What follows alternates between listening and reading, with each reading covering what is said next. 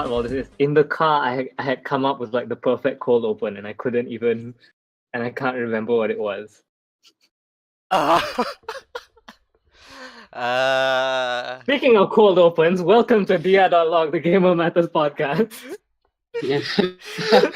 When you can't come up with a good cold open, you literally just say the words cold open. Well, Roll the intro. I give it a 5 out of 10. Good try. Listen, man, that's what we have to do. Like, no one can think of anything because we're drowning in news this week. Oh god. Before we get into the deep ends of this past 2 weeks, which is very, very, very busy with lots of news. So again, welcome to dia.log, the Gamer Matters podcast. This is episode 7. 007. Or rather, 007. James Bond. On No. James. Bad. No. Copyright. No, we don't care. Who owns the James Bond copyright? No, you. MGM. James Bond is an IP. Yeah. It's IP. It's a novel. Poor the people who are named James Bond. He probably got sued a lot. You have no rights to use this name. What is my name? He was like, who made GoldenEye? I was born as a Bond. Okay, so let's. Born this way. Okay, so you might be hearing a few voices, familiar voices, and also one new voice. So let's just introduce the panel for this episode, starting with Wan Amirul. Hello, Wan. Hey. And next we have Daniel. Say hello. Hello. And also, again, we have Anan. Say hello. Yo. And making his debut. Intro. Intro. And please welcome Irham Iman, aka Irham. Please say hello. Hello. That's not Irham. Wow, that's an interesting intro. So yeah, we have like 5 people here, so plenty Well, of voices to discuss plenty of topics for this episode. So hopefully, If you thought the podcast was in disarray before this, it's even more disarray now. Maximum entropy. yep. And before we get the ball rolling in its full capacity, I just want to do a status update. So guys, how many of you got incepted by Reggie Fils-Aimé in the past 2 weeks? Nope. Aha. Anyone else? So Anan, have you been visited by Reggie in your dreams? Nope. No, so just No. me then, I guess. yeah, not for me as well. So We're not yeah, the chosen one. no, we are safe for now. Yeah, Oh, after no. E3 Well, got... it's- yeah, I think closer to Uh-oh. E3. That's when. Disaster. But outside of getting incepted by Reggie, there's a lot of buzz right now with the game we love to make fun of. Everyone likes to make fun of. Come on, Uh-huh. let's press X to sadness. Let's talk about Detroit. Oh yeah, the game came out last week. Such a Yeah. polarizing. The game came out and I have never been so excited to watch a Let's Play of the game. Same. It's so good. So I don't know who put it on the docket, but the main thing that we wanted to discuss here is about this girl named Chloe on the main menu of Detroit. She looks kind of creepy for me, but yeah. So what's her thing? What's the thing? Oh yeah, I came across a video last week. 2 days ago. I saw someone who was just playing around with the menus and she reacted. This girl Chloe, to the main menu girl, reacted to everything we do. Oh, Chloe will remember this. Yeah, Chloe, remember this. How dare you kill Connor again? I will remember that. She kind of looks like robot Jennifer Lawrence, Not which Jennifer means Lawrence. that she looks like a robot of a robot. As expected of David Cage. No, I've heard people keep saying the graphics, the looks of the faces look really realistic, but to me it's all uncanny, man. I mean, I think it is purposely done because they are androids. But still, Yeah, I think so. but It's still, in the uncanny. I feel it looks uncanny, a bit creepy. Yeah, it really does. It really does. I don't know. I- I don't know if it's just an happy little accident or it's just really creepy. No, Okay, no, No, I because think I'm looking at the real intentionally real made. people as well. So the real people also look creepy. So that's a thing. It Can we- looks sterile Mm, somehow. Like, it looks Yeah. better. the dead eyes. The dead Yeah. eyes. One thing. Speaking of Chloe, I've watched a review by Skill Up. Okay, and Mhm. I'd say he perfectly described the intro. So if you want to, let's say, have opinion or maybe someone else view on the intro menu itself on Chloe, I think you should watch Skill Up's review on Detroit. Can we talk about the story? Just the first part. I think Mac knows what part we are talking about. Okay, can we just talk about the first scenes for each character, the first 3 scenes. So this is spoiler for the first 3 scenes of the game. Let's talk about the token black man. Oh, the talking Marcus. Oh god. No, because I It's was the best thing I've watched in any Let's Play. no, here's the thing. I've been watching a Let's Play called From the Super Best Friends. If you think that the Gamer Matters crew here, the dia.log panel here, are sworn enemies to David Cage, they have an even bigger grudge. Because they played all the David Cage's games, and the last time they played Omicron, some of them lost their minds that from a group of 4, one of them left the group after the playthrough end, and one of the players involved in that playthrough took a 1-month hiatus because that game is suffering them. The title of the Let's Play is not called Super Best Friend and Play. Super Best Friends suffer through Omicron. What's Omicron? The first Um, David Cage games. The first ever David Cage game. You should Mm. look up Omicron the Nomad Soul. So fast forward, before they started to play Detroit, they have like this episode 0 where they just discuss, they just predict what will happen, and they even made a bingo card. Bingo cards, the best thing to do. They have done it, and I think like from just the first episode where they each play the first 3 scenes, I think they have 2 or 3 spaces already filled. Okay, so back to the token black guy. So Token black guy. one of the characters you play is called Marcus. He's a black android. Because As yeah, you do. sure. As you do. And the scene is very simple. You just go to a store, you want to pick up something, and then you ride home in a bus.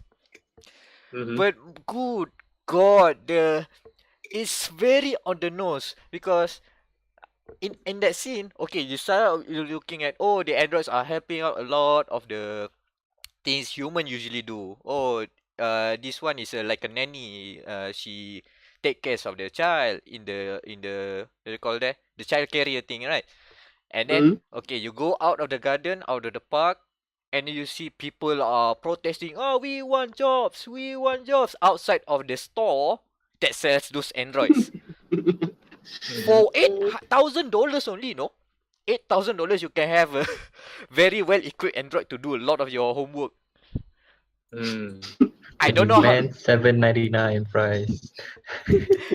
And the situation in America at the time, unemployment is at 40% rate, and people are just at 40% rate, people should be in riot, but no, they're just protesting. We want jobs, no more androids. And then you can see a lot of hobos, loitering around, and they say, we, they talk. There are lots of signs saying that, we want jobs. Of course, you need to hammer home because the note that androids takes all of the jobs from the normal humans. They're just like immigrants. Fucking immigrants. And then after getting the there's something that he was going to buy, and then he bought that item by just pressing X. Payment confirmed. The Press X to transaction buy. is cashless. Cashless payment. That's cool. That's They're cool. in the future. Why would they have cash? I mean True. that's cool. But after that, the game rails you down to go past the protesters. And you know what happens when a group of protesters protesting about the rise of the androids saw an android walking by. You know what will happen? They had a very civil debate about. Yeah, pretty much. No, they actually what they say, one they push them down and then tease the android and say, go back to where you came from. Go back to where That you never came from. happens in real life. I'm starting to think this game isn't realistic. Where do androids go back? The factory? The other nation? What are you saying? Are you saying that androids are immigrants? Go back to the store you came from there. Next door there, go. And then after that scene, no, the weirdest thing is they just bully the android instead of getting mad and like because they are taking a job, and then they just teasing, oh, you are taking our jobs. And then the other police guy that tries to clear the crowd, and then the police guy, okay, you don't want to damage this guy, you'll be fine, okay. And then one of the protesters say, you know what, you'll be losing your job after this because of this guy. Robocop. Is Detroit Become Human the prequel to Robocop the game? Is Robocop the game? It is in Detroit, and there is a Robocop, as in a detective call. Detective Oh, android. Connor, but we come back to later. That's the demo scene that we've discussed in previous episodes. So And, many okay, times. I need to wrap this scene up. Okay, after that The scene, best part. you go into the bus. So apparently in the future of Detroit, the bus is segregated with humans sitting at the front and the android all lumped up at the back in a small compartment. Very small compartment. It's like you put the luggage. You could put the luggage in that spot, but you can see a lot of the androids just sit there, cozying up at the back of the bus. It looks stupid. It's like he's trying to hammer a point, tapi it's the most blatant way, aduh. And then after the end of the scene, you get to see the flowchart, right? The one I've said in the demo. You know the scene's name is? Can you guess? Based on what you've White heard. people are oppressed too. Close. Close. Discrimination. Nope. Close. That's all. Close. Ilham, your guess. Rosako. I don't know. Okay, here it goes. Shades of color. Oh. Metaphor. Cheesy. Such cheesiness. As expected for David Cage. You know, if you guys need to cure a one day of depression, go watch the first episode of Detroit Become Human, playthrough by Super Best Friends Play. They crack up big time at that moment, and I was on the right because it's okay if David Cage. I can accept that David Cage could not make good games, good writing, but at the end of the day, I'm getting entertainment. I mean, that's what Let's Plays are. They're a transformative experience where even a bad game can be good in the hands of the right Let's Player. Yeah. Take it, David Cage, for the enjoyment. Yeah. Z make this a good game. Good job, David Cash. So I can't am remember friends with Alan Page. no, I saw this great like David Cage meme, which was like something was like him being accused of something, and then the responses were like yes, no, and show folder full of photos of Ellen Page. that was the best. David Cage memes. David Cash. So Speaking of which, one of the androids in the game is named Kara, right? mhm. Yeah. So when I prior to the release, I don't know about any of the androids name. Okay, so when I watched the Let's Play, I saw the name Kara, and I flashback to one of the one video years ago, Kara demo on PS3. Do you guys remember that? Yeah, that's Yeah, it's the same. Yeah, it's basically from Quantic Studio, but just they are David Cage pretty much has envisioned this game for years, and he already realized it now. Yeah, I think it's the Pretty same Kara. I think from that demo. But why didn't they just put it in the game? That would make perfect sense. Tapi no, you have to start. Oh, she's now a housemate now. You have to do the dishes, man. You have to press X to separate dishes. Yeah. Can you imagine if like you have that Joy dishwashing liquid when it says you only need 3 drops to clean a plate? So you have to tap X for each drop. No, motion controls. Yeah. Motion controls. And then if you use too much, you run out of dishwashing liquid, and then your owner beats you up again. In the flowchart, use too much cleaner. Yeah. You know, for some reason during that cleaning scene, this is the other scene that we're talking about Kara, right? For some reason, one of the chores that you can do is activate a vacuum cleaner, a robot vacuum cleaner that you just have to press on, and it'll just do its job. Wait. You're telling me we're in the future, we have robots and robot vacuum cleaners, and they can't wirelessly turn each other on? That's Yeah. That's the thing! Oh my god, it's so Hey, good. At least one of them can suck. No, we won't go there yet.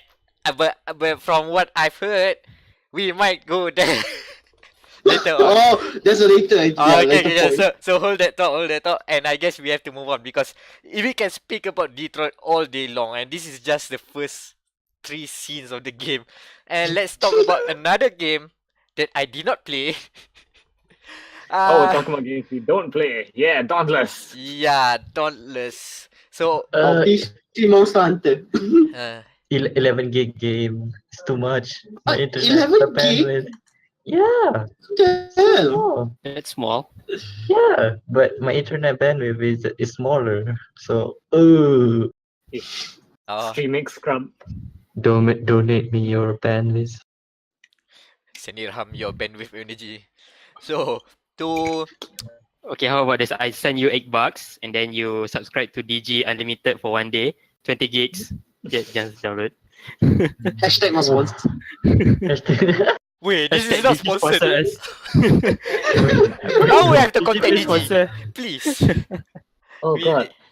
need- Before we do get onto Dauntless, you know how almost every episode I talk about how I want us to be sponsored by something? Yeah.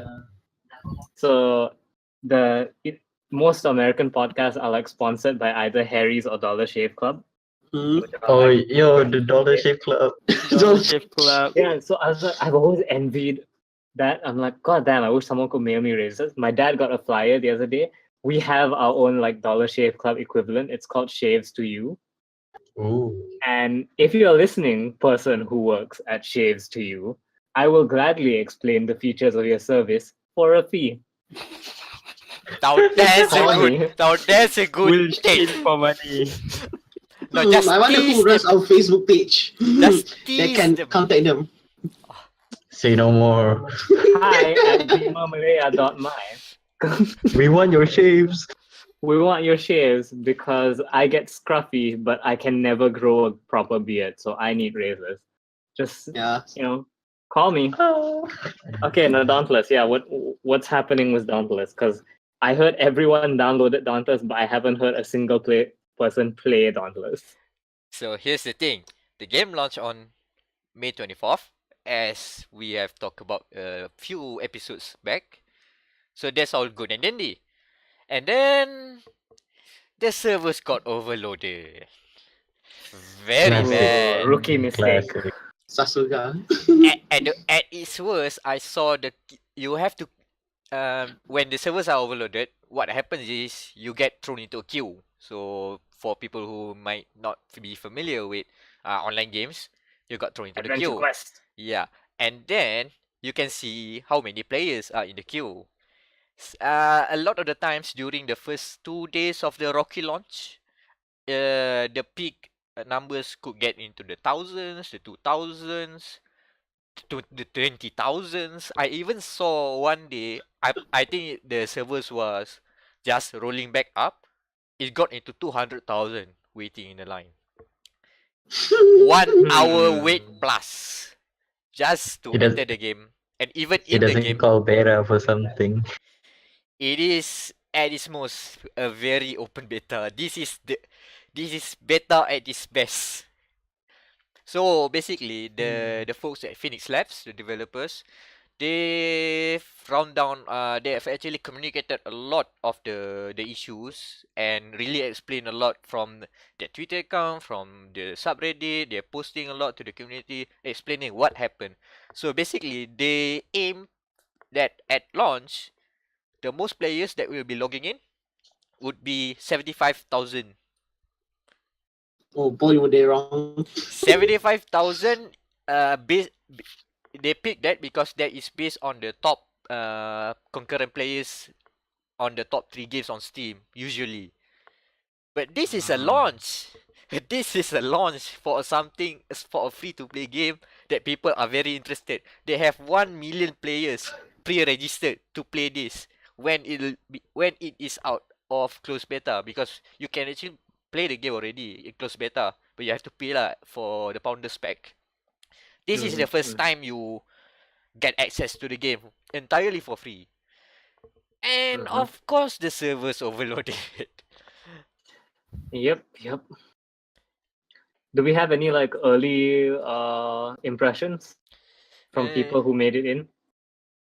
Looks blind. My experience was I did get into the game after waiting. I just leave the launcher on like for an hour or so, and then poop, oh, the game's on. Okay, start the game. But then from my setup does not play well with Dauntless right now, because after going into the character creation and then the intro cinematic, which some folks say would look like a lot similar to Monster Hunter World. I don't know if it's intentionally same or it's just coincidental. You ride in a airship some sort, and then a storm comes and then you fall out of the ship.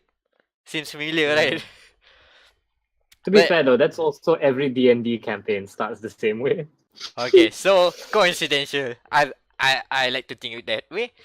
But a lot of players, after the end of the cinematic, the camera, how you say it's a bug. Basically, it's a bug. You are out of the world and you cannot move.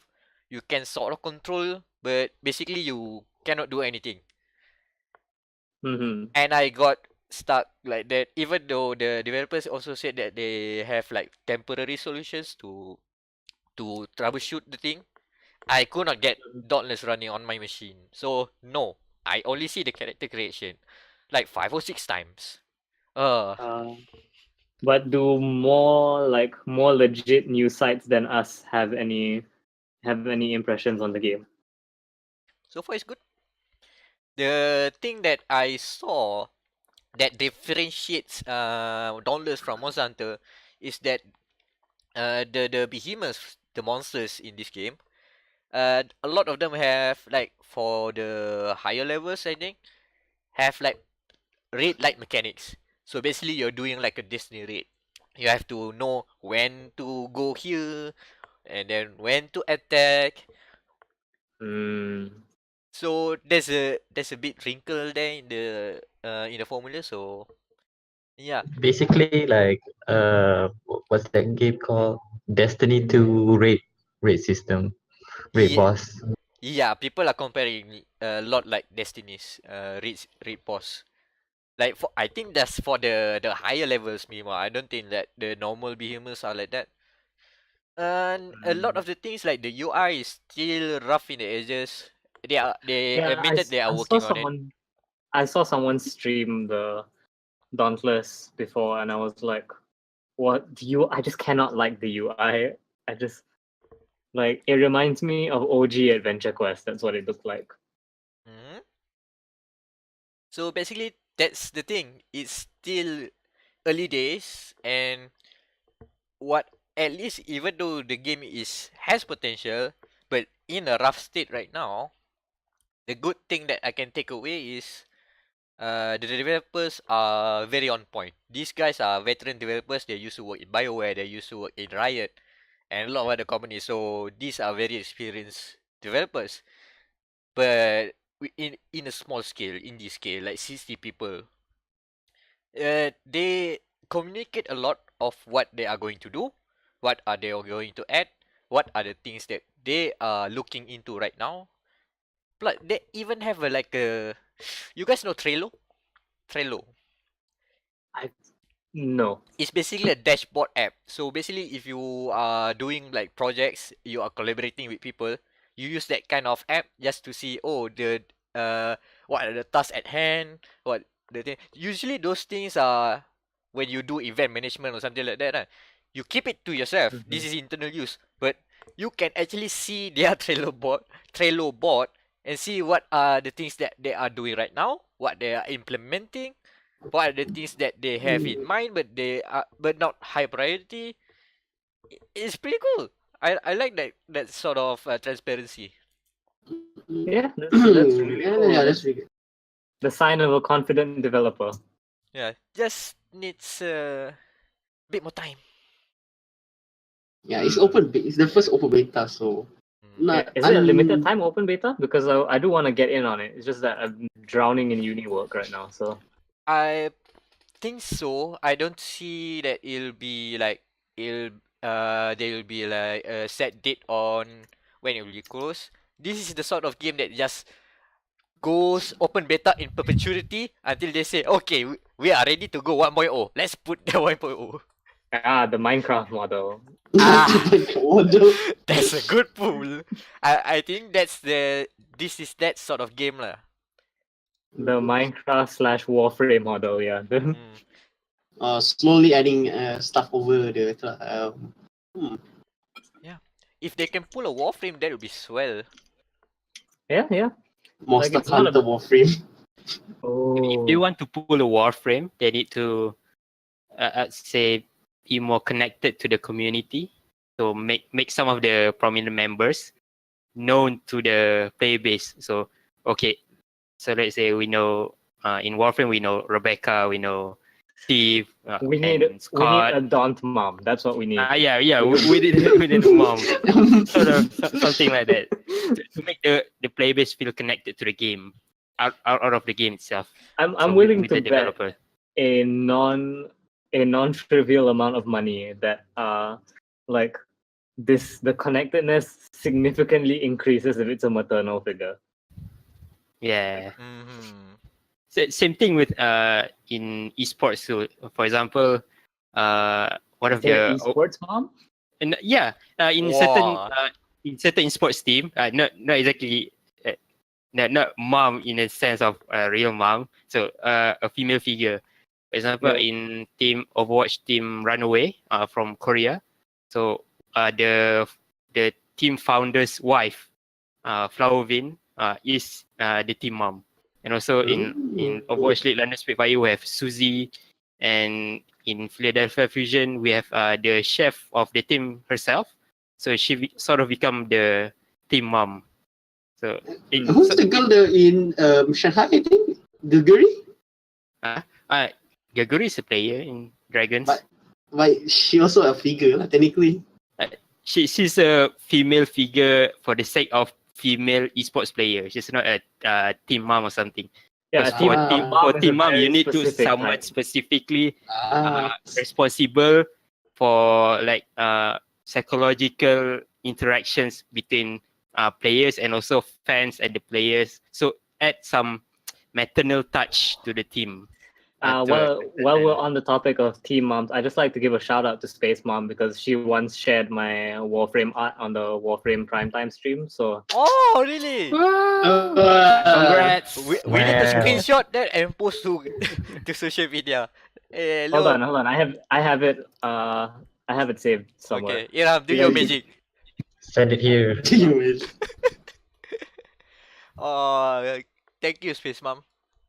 Thank you, Space Mom. Thank you, Space Mom. No, we all need to So, post thank you, what Space Mom. Space Mom already ran away with Balas. Spoilers alert. What does that say about us gamers that we're so quick to rally around a mom figure? Like, there's no sports mom. There is a space mom. I mean, we love moms in general, right? Saya sayang mak saya. It I doesn't think- help the No, it doesn't help the stereotype though. That's what I'm saying. It doesn't help the stereotype. I think it's sort of an innate nature of men to seek, let's say, seek women that are similar to our mother, sort of Yeah. have some maternal touch. I guess that's Something relatable. innate. Very relatable. Like if you want to find a wife for men, you unconsciously find someone that reciprocate with your mom. If you have a good relationship with your mom, I think it's in nature itself. See, the fact that Anan was asleep for half of last episode is like, it's so weird hearing all this stuff coming from Anan. It's like Dr. Anan, PhD. We are getting family advice, man. Family advice. Only dia.log. Remember this podcast? Also, I feel like I we now would know think, so much about Anan's girlfriend. I don't have a girlfriend, so I have slot open. Oh, Ladies, you heard him. Wink, wait. We need to charge that for the ad. so hold there. Yeah, we'll make Anan. Anan a Tinder profile and then And his specialty, he has a GM connection. yeah, man, he knows his hardware. So Winku. Winku. I mean, let's. But how good is the package? What package? We've gone so far off tangent that we. Okay. Okay, let's get back on track. Okay. So I was don't know. thinking about here. no. I was thinking about package because the next game is Zone of the Enders, the second runner, Mars, the remaster for PS4, and also includes VR support. PS4 and PC, I should say. I've played the demo. It's out now. You can but it's on PS4 only. I think I don't see the PC link demo yet. Konami and PC. Ha. But at least if you buy God, it it's on still a Konami PC, if you buy it on PC, it's only 98 ringgit compared to PS4, which is 99 ringgit. 1 ringgit cheaper. why not? Why? No. So basically, any of you tried the demo? No. Did not have the time to. Okay. But do you guys, any of you guys played the original game on PS2? I did a bit. So, by the looks of it looks hampir similar with the controls here. I mean, it looks pretty sharp. The demo portion is the part where you, I haven't played the first, the original game, so this is basically my, I'm coming in fresh, coming in blind. The area is like a wintry area. You fight Arjet, I think, the lady mech. and then Yeah. there's a boss battle, and then you go into the massive ship, and then you go into corridors, like corridors of enemy waves, and then it ends after what should be another encounter with Arjet. So that's the part of the demo lah. So Mhm. about the package, you guys know that the zone of the Enders Mech, the Oh pilot yeah, is in the cockpit, and by yeah, cockpit, yeah. it is a literal cockpit. It is between the thighs of the backs. That's why all the mechs have big packages. And since the game can be played in VR, I didn't test it in VR, but I watched a stream of someone playing in VR. So you are basically in that perspective. You are in the cockpit. So if you That look up, sounds so fucking cool. if you look up, you can see Jehuti up there. The head is up there. So when you keep on slashing, if you do like slash attacks, right, you only see like partially the hands moving away from you. You have to look up to see. Oh, he's slashing. And also to orient yourself, there's also like you say on the right side of the cockpit, you can see a hologram of Jehuti. What is his action right now? So you can see, oh, he's shooting, oh, he's throwing what's it called, the psycho bomb, the Psycho ball. Crusher! God, I'm watching it right now. It looks amazing. Holy shit. And yeah, I mean the remaster is really done well. You know how the PS2 era textures, it can look a bit grainy, even though Yeah. even especially in the interior sections where there's a lot of, like, you can see like line panels here and there, right? If it's sharp, it looks tremendously good, and that is what happened here. It looks sharp. It's Yeah, amazing. yeah. It holds up. The remaster, I think, is one thing Konami is not messing up this year. Let's not mention Metal Are you Gear sure Give this them is Survive. time. Give them time. Yeah, are you sure this is the right Konami we're talking about? I'm Oh not no, I sure. you feel like jinxed it. And You it's this jinxed might be it. 99. the only level where they do this. And it's 99 ringgit. I don't know if just the demo, and then after the demo, oh, everything looks shit again. Yeah, it's once you get back to that area, it's like it's somehow demastered. Like it's even lower resolution than. Speaking Watching of, in VR feels natural. It feels right. It looks cool, but I feel like it doesn't have what I love about mecha. Like it's not. I don't know how to describe it, but it's we're not getting there. not your kind of mecha.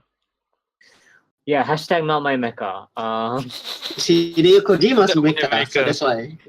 Hideo was- Kojima's mecha is a Was very Kojima acquired involved taste. with Zone of the Enders?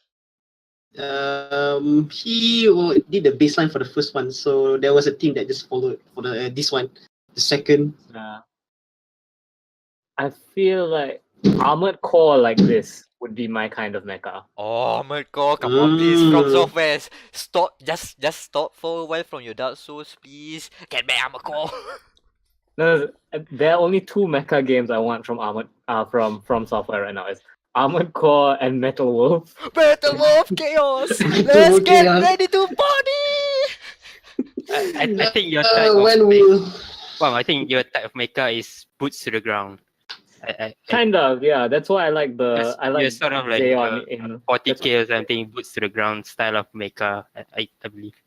yeah, that's why I like the Xeon in Gundam as well, because they have like solid bases compared to Fedis. Like, look, we can actually stand. We have weight distribution. Anan, sorry, We can using Call of scream Duty. and run to the front rather than using jetpacks. Yeah, Mr. President, you must believe in your own justice. That line's good, man. Yeah, recently Richard! discovered- Michael! For those of you not aware, look up Metal Wolf Chaos and then message at FromSoft to tell them to make a remake of Metal Wolf. Speaking of Metal Wolf, this is going back to, remember that Let's Play channel I've been talking about, Super Best Friend Play, right? They did a full playthrough of that game, and people kept messaging From Software, And one of the producers suddenly, why all this noise about Metal Wolf? Why all this noise about Metal Wolf? And people keep pointing out, oh, there's a new Let's Play there. It's an Xbox exclusive to Japan, about a president of the United States of America battling Mm-hmm. a coup against him to prevent Yeah. And using he a does this all mecha. in a mecha. No, and my favorite thing is like it's got the kind of armored core system where it's your left hand and your right hand have the Uh-huh. weapons. So when you swat weapons, the binder opens up and it has like 6 guns in it, and they rotate out to the gun that you want. Ah, Metal Wolf. Mm. God, why are That's we pretty talking about Metal cool. Wolf? That's Because we have to move on. Yeah, I have to move on. Let's go. Okay, move I on. just want I want a Metal Wolf model kit. Just saying, from Soft. At the very least, can you give me that? Okay, so that's your request for FromSoft. And now what is your request to the Pokken team? Okay, so update on the whole I want a Nintendo Switch saga. If you remember from last episode, I was talking about how I kind of want a Nintendo Switch, but there is no game that makes me want a Nintendo Switch, you know? Like there's no console pusher on it for me because I'm not really into Zelda, I'm not really into Mario. So there's no game that's like, holy shit, I need to play Zelda. I need to get a Switch to get this game. One close contender has been Pokken, which is that Pokemon fighting game done by the Tekken studio. Okay. And so like if you know me for anything art related, chances are it's the fact that I love like redesigning Pokemon and stuff, make them look like more practical, because some Pokemon designs are really dumb. So when Pokken released on the Switch, they added a bunch of new Pokemon, and they are all Pokemon that I love. Like I discovered this like in increments. So my favorite Pokemon, if anyone wonders, Garchomp is, I think it was added in the Wii U version. Sceptile was added. Then in the Switch version, they added Decidueye, which is the weird owl from Sun and Moon. Oh, I like okay. him. I like him because he's got fingers, so it kind of reminds me of a Velociraptor because he's got the wings and the fingers. A real Velociraptor, not the Jurassic Park shit. Then I was like telling my friend, oh, they also added Scizor, which is one of the coolest Pokemon ever. I should have put a combo video. Scissor's combos are freaking cool because he's got Swords Dance. And the way Swords Dance works in Pokken is like he charges up and 2 swords appear behind him, and then his next attack will have the sword to extend the range. So What is he, an assassin? yeah, it's freaking cool, man. And then I remember telling Game of my friend, Babylon 1.0. yeah, I was telling my friend like, holy shit, this is really cool. Like, since we're adding ridiculous Pokemon to this game, like I would love to see Aegislash, which is the Gen 6 Pokemon. It's a sword and shield, and it has a sword mode and a shield mode essentially. And my friend was like, haha, that'd be so weird though. I don't know how they add it. I went online, they announced him in February, like he's a DLC character coming to the game. So I'm convinced someone on the Pokken team has a crush on me because they keep making Pokemon that I like. Next thing we need is Avalugg, which is the best Pokemon. In case anyone was wondering, it's the best Pokemon. I'm gonna add him to a photo of him to the chat, so that you know exactly why he is the best Pokemon. So many signs just pointing you to get a Switch. The thing is, it's like I wouldn't get it just for Pokken because it's a fighting game and I'm shit at fighting games. But if I had a Switch, I would totally get Pokken. Also, I put a photo of Avalugg in the chat. Someone please describe Avalugg. Again, taking from the last episode, look at this lad. It's absolutely Absolute unit. I'm sorry, I have to take that.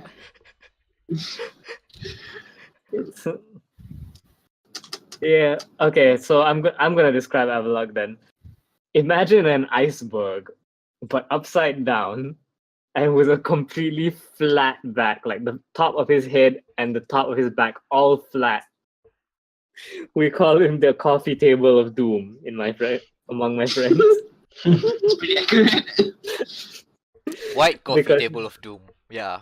Because he's I got can a see really high physical defense stat and nothing else. Nothing else. He's got like the second lowest speed in the game or something like that. It's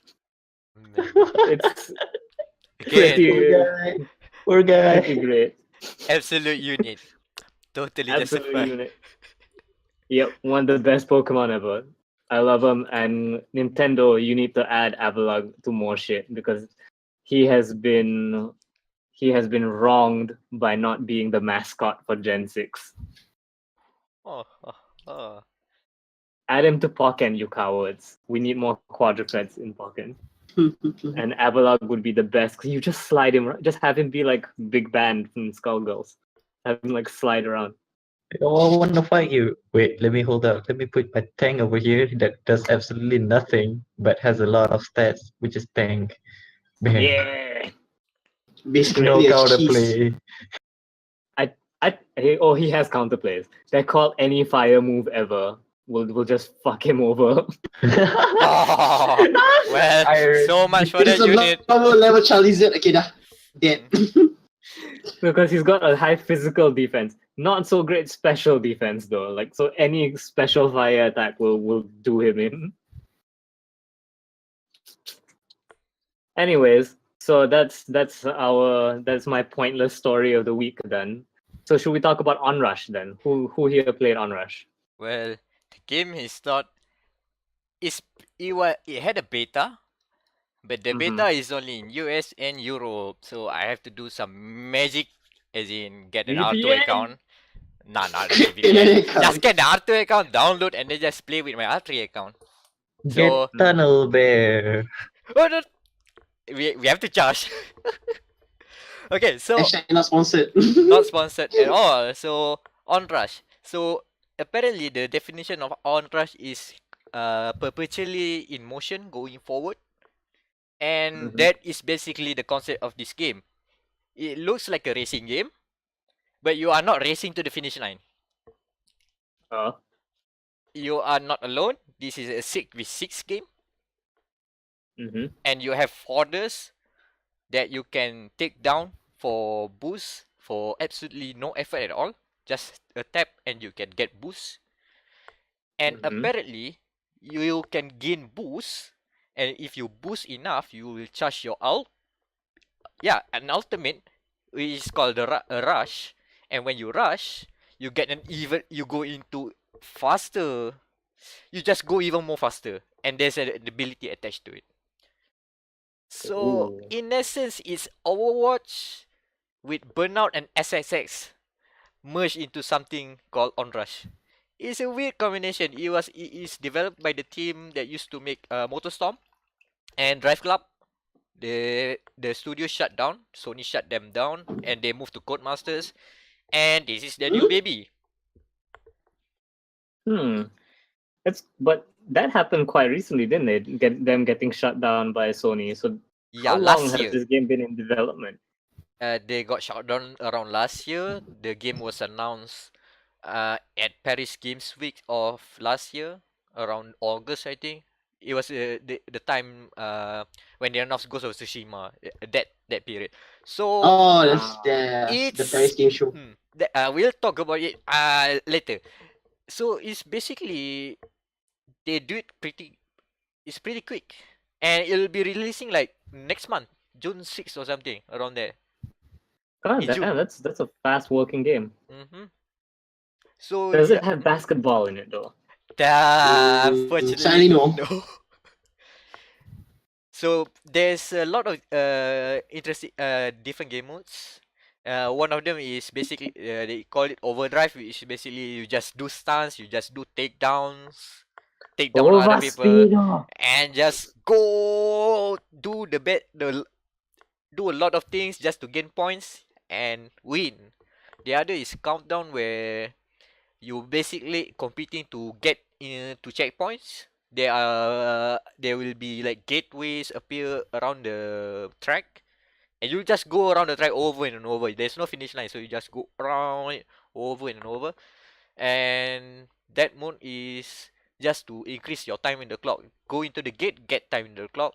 The last team standing wins the round. And then Is there's it like a persistent online world or something? no, it's basically like a multiplayer match. Like a multiplayer match in FPS. You just go into a mode, you just do this thing, you win, you lose, get progression, get loot boxes, and then go into another match. It's Huh. I think someone one of the gaming sites just see that it's basically Titanfall but with cars.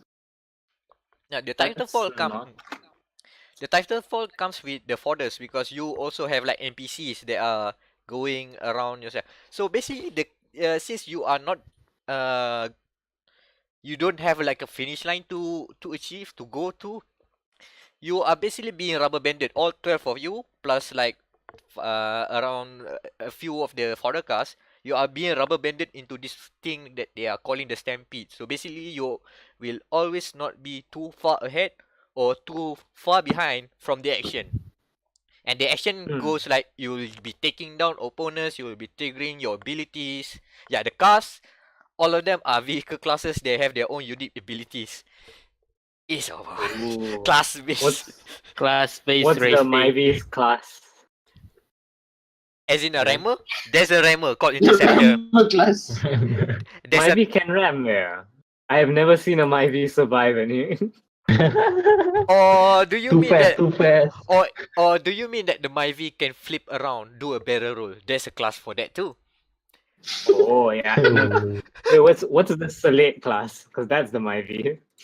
Which one? Salate like a Salate motorcycle, take as much. Sondol lah. Yeah. Sondol lorry from behind. That's the interceptor. You can score it encourage you to take down opponents and do near misses. So basically menyalit lah. Yeah. There's bikes.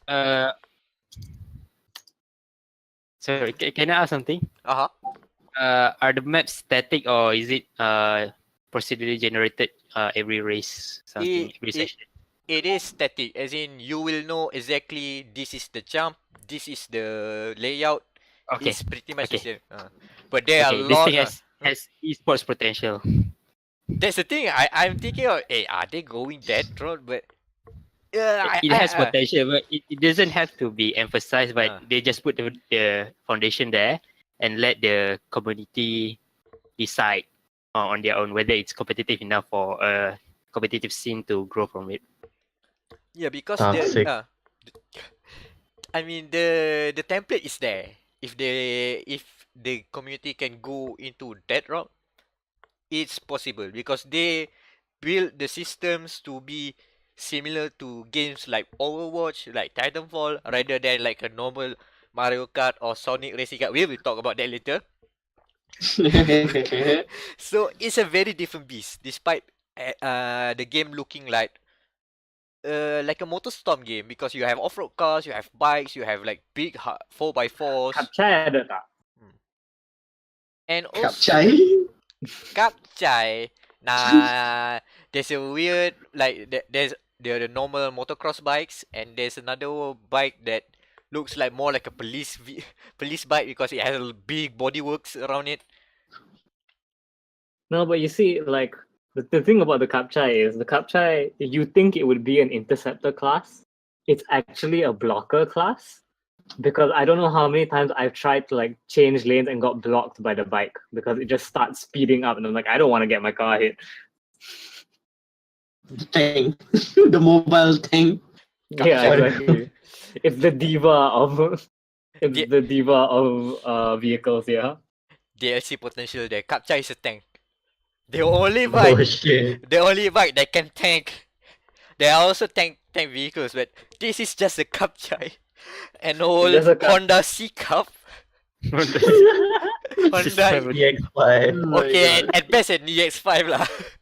Imagine EX5 stopping a lorry or something. God damn. One thing I like about Rush, the soundtrack is very reminiscent of SSX. If you guys remember that game, where the soundtrack is a bit dynamic and it keeps on fading in and fading out different songs, different beats. And there's an eclectic mix of music. There's like hard rock, sometimes there's hip hop. Okay, there's a few like trance, electronica. It's all over the place, and I like it. And plus points for having the menu song play very softly in the photo mode. Because in photo modes, usually in games, it's very quiet, very dull. So they put the music there. So yeah, plus points. And one of the developers saw my tweet. I talk about that thing on the tweet and say, someone noticed. Cool show. So we're officially famous now. I mean, Yes. well, the takeaway is small things matters. Right? Yeah, we got recognized. What? Okay, just to wrap this up with some of my concerns. One thing, the takedown feels not good.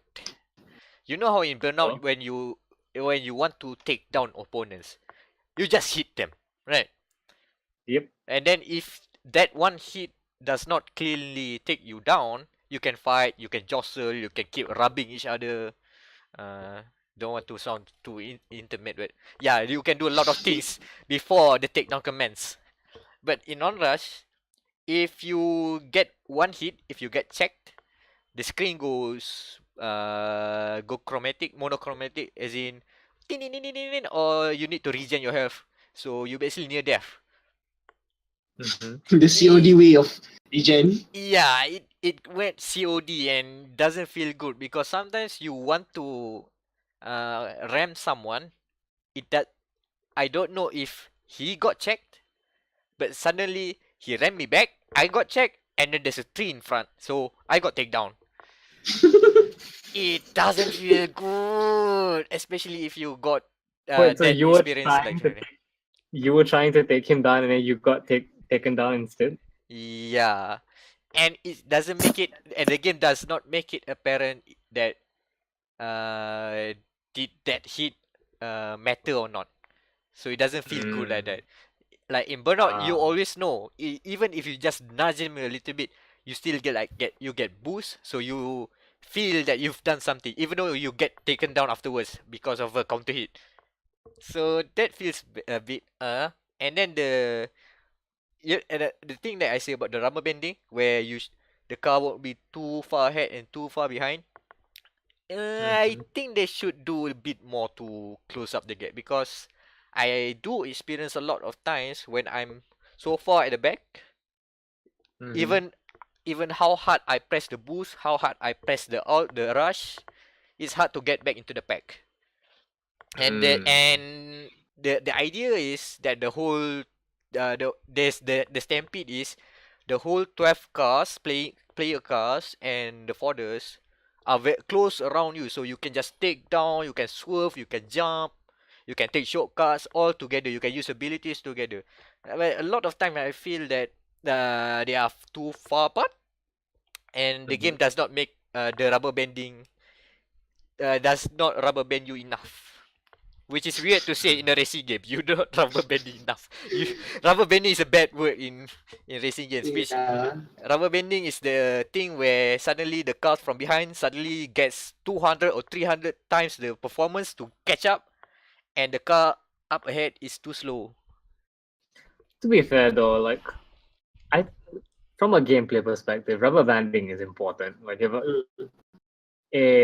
it were too realistic, like if I'm never gonna catch this car, I just quit. I know, right? Yeah. Like people who are Like, why do you struggle? bad. Like, is it though? Is having the game be exciting bad? I don't think so. Why do you struggle? If you know you're gonna lose, you're gonna just stop anyway. Yeah. Why bother? Why bother? No, tell them to the F1 drivers in Monaco. Why bother? Why bother? You can't overtake in Monaco. Why bother? Residents flip race. Verstappen's the only one overtaking. I've triggered Daniel finally. What? There's no Monaco last week. What Monaco? That's not Huh? Yeah, what Monaco race? What Jewel of the Crown? I thought there were only two. Two important races. I thought it was only Indy 500. Aduh. God, yeah, there was a lot of racing stuff that happened this week too, wasn't there? Mm-mm. And now it dies down. Oh, is But the season over already? No, it's next week is Le Mans, the big one. Le Mans. Oh, I feel like every week is the big one because it was in Monaco, then it was I don't know, I don't remember location names. I just remember it was something important. Okay.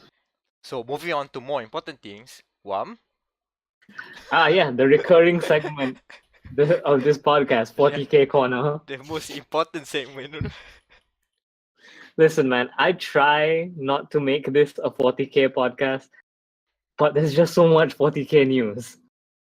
I don't know how. And it's not like boring 40K news either. It's cool news. So, one of the reasons I actually got into 40K, actually, there's this unit in 40K called the Imperial Knight. And it is a massive giant robot. Like, imagine a space marine, but as a giant robot. That's what an Imperial Knight is.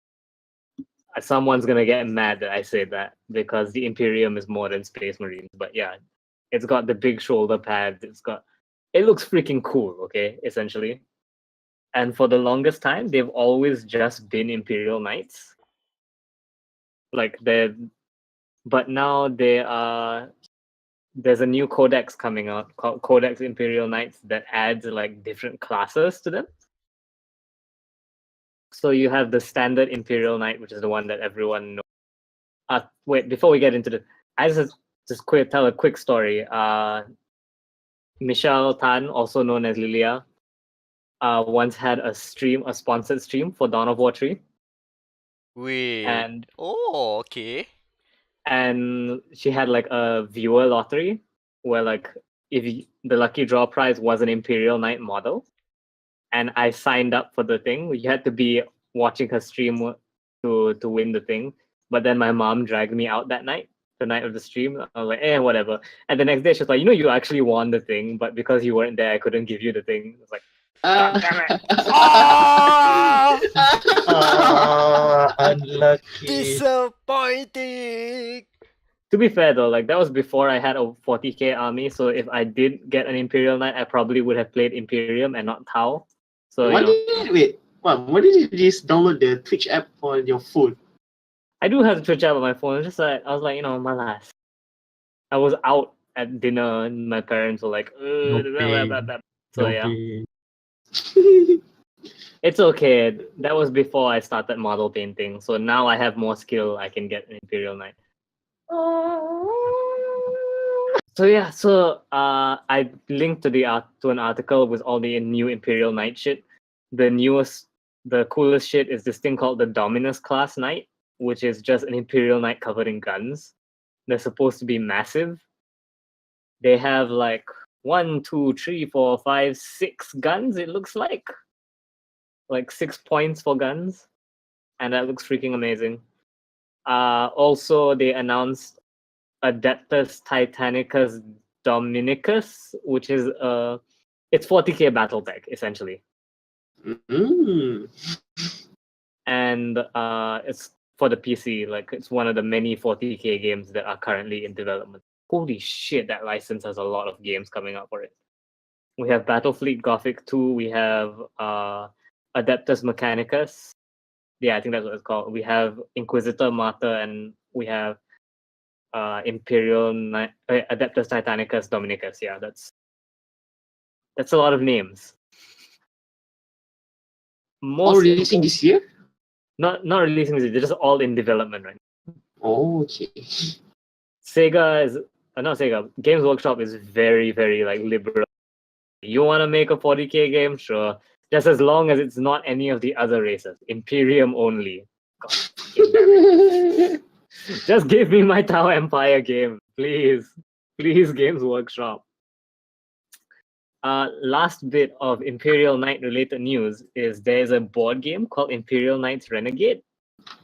I say board game with huge air quotes because it's like it uses the 40k miniatures, And again, it's kind of like BattleTech but with Imperial Knights, where it's you pilot 2 Imperial Knights and make them fight each other. It had a limited release, but now since we're getting Codex Imperial Knights, they're re-releasing it. It's if you want to get Imperial Knight models, it's the best way to get it because you get 2 for the price of 1. Double usage. And you can play with your friends. So yeah, that's my brother and I are probably going to berpakat to get it, and we're each gonna make our own Imperial Knight. Each Imperial Knight is supposed to have like a house and shit. And if you were like a serious player, you'd follow the law and be like, oh, this one is from House Castellan and this one's a free. No. I'm gonna make mine like something stupid and rock and roll. Like when I first got the Space Marine set, like they had a starter set.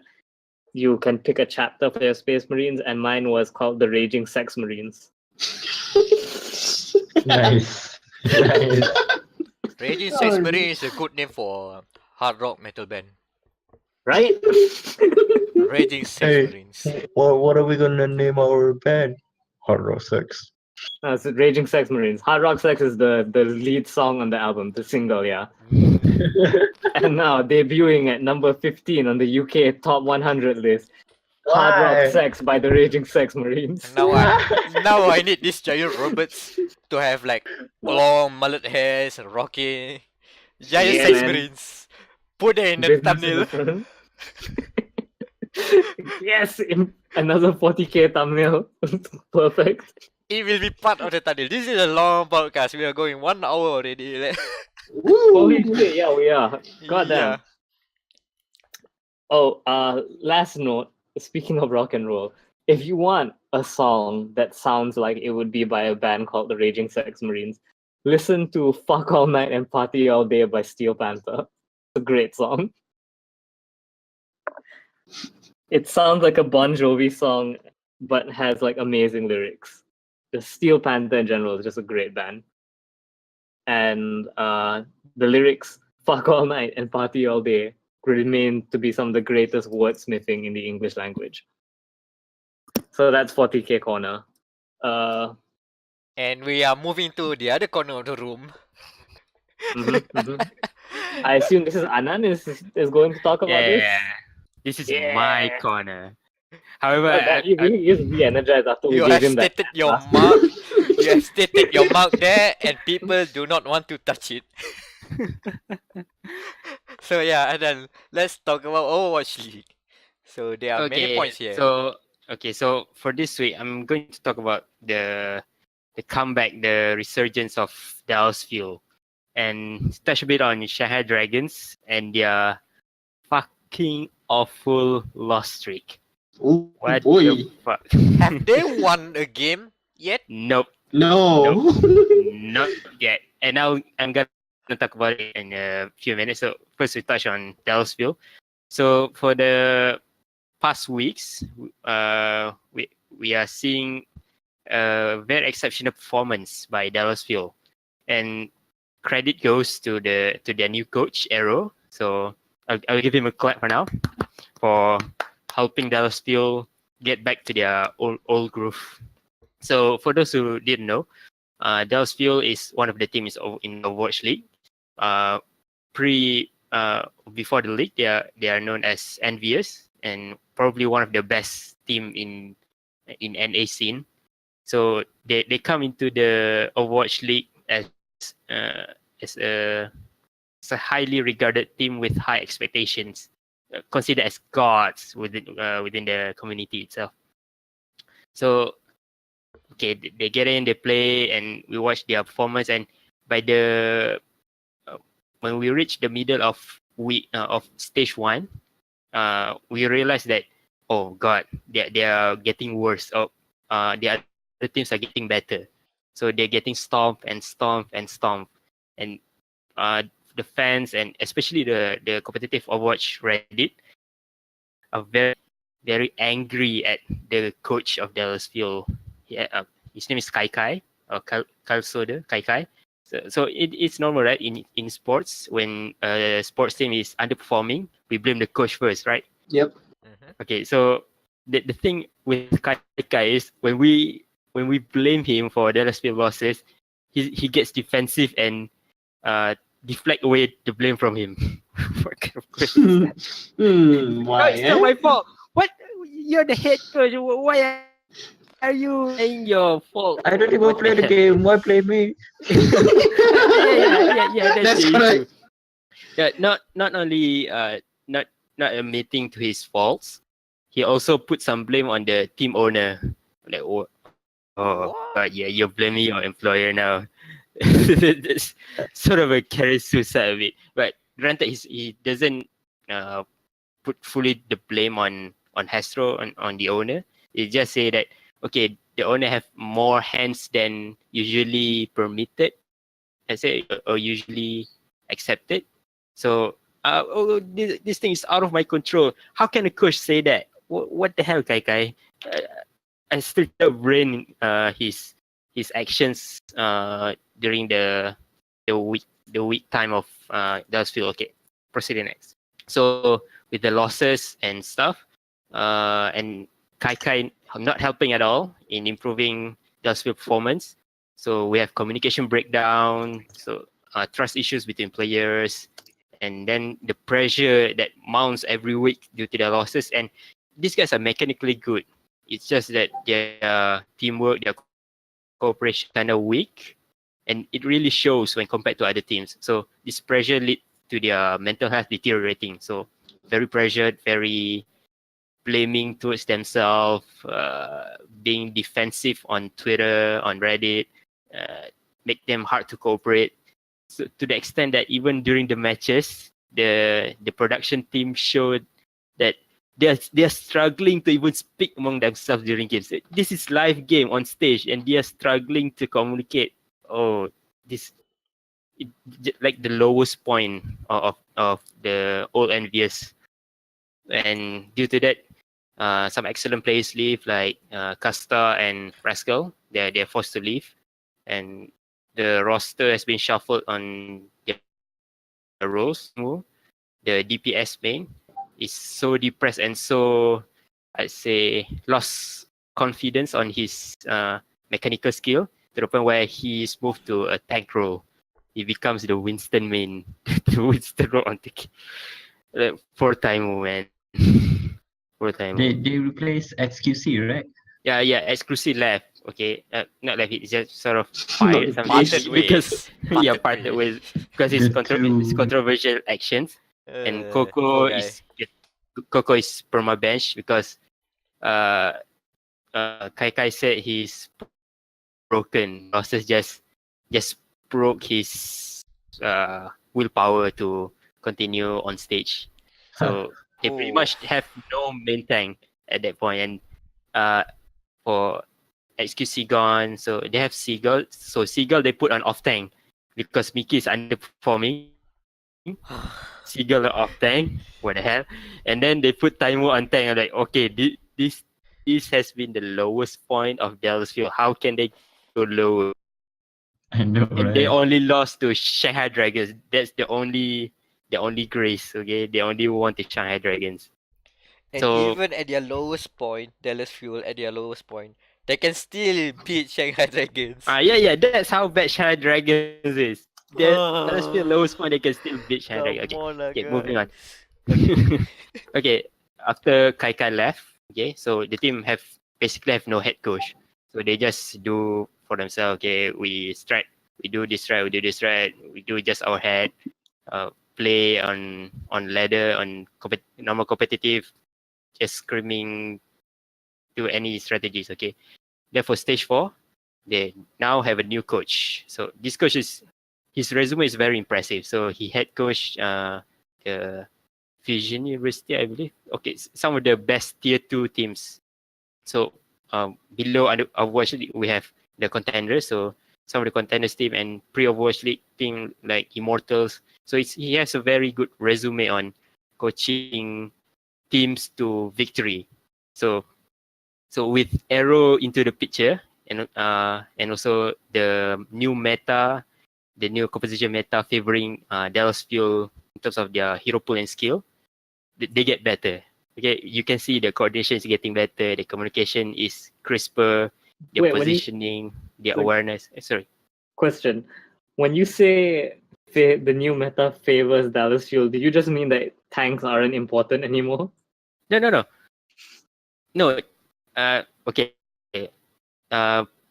Previously, the dominating meta is called dive meta. So this is high mobility, high coordination, quick kill. Okay, we set up, and then we dive in, kill as much as possible. If we lost, we pull back, and then we do it again and again. So this is the previous meta. Okay, so the current meta is more of a called death ball, the sport style, boots on the ground. So more on slow style. Okay, we clump up and on I would say how do I say this? But you get behind on Reinhardt and then Get behind Reinhardt, use Zarya instead of just Winston and Diva jumping in, flying in and out. Okay, so we have Ryan and Zarya behind, slowly pushing forward with how do I say? Ketahanan. How do you say ketahanan in Muslim? In good defense, in good sustained health, sustained damage. So we move forward. Okay, this thing favors Delsul because this is one of their stronger meta, their stronger hero pool and skill and positioning. So added to the better coaching, so they get better. I guess it was Brigitte, yeah. I guess it's Brigitte and stuff. Or So Brigitte or Brigitte or Brigitte. Well, Brigitte. Brunhilde. Baguette. Baguette. Oh.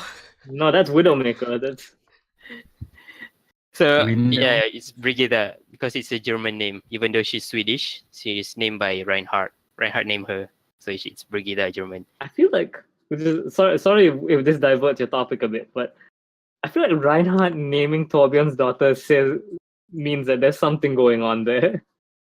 Come on. Hold it. His wife is like, actually, I think Reinhardt should name this daughter. Like, why? Yeah, Reinhardt saved Torbjorn's life, so he gave the privilege of naming their youngest daughter to Reinhardt. Yeah, Did he basically save his Godfather, life or but save his wife? also That's very different things. Okay, can I move on? Yeah. Okay.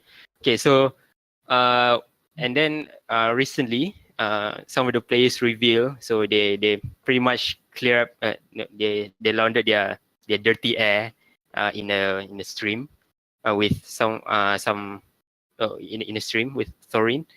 So they said that with the new coach, they finally have someone skillful enough to strategize to counter the other teams. Like, what the hell is Kai doing all this time?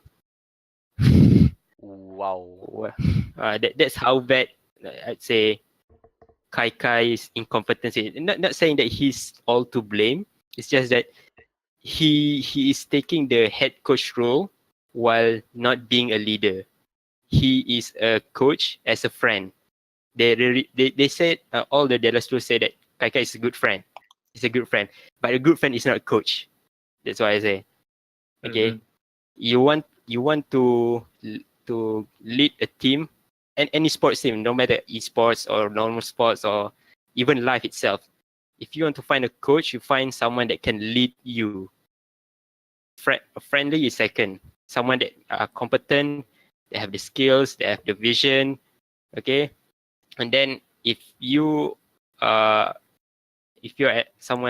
aware that you are not exactly a coach material and people are blaming you, don't get defensive. Okay, Kai. That's what people are saying. Blame Kai, because he's fucking defensive and blaming everyone else, and pretty much compromised Dallas field performance. Okay, so that's the thing. That's why good coaching in esports, in sports in general, is very vital. Even though the players have very skill, so if it consists of a team game like football or American football, basketball or something, if you don't have a good, let's say, top person to guide you, to give strategy and stuff, you're not moving on within the scene. Okay. Yeah. Okay, so this is why I'm taking those notes players here. making comeback. Yeah. Okay. What, sir? I'm taking notes here. Lots of good advice from Anan. That's very good advice. Yeah, Anand's Yeah. advice corner. That's Anan is men having his like women who reminds them of their moms, and be a good coach, not a good friend. Mm. well, time to treat you guys Yeah. like dirt then. Nah, kidding lah. Okay, we move on to Moving the. on. Okay, Yeah. we Okay, finished with Dallas Field. Okay, we see. Okay, they're probably going to get better within the seasons. So they may lose some, they win some, but we can see them getting better within the stage.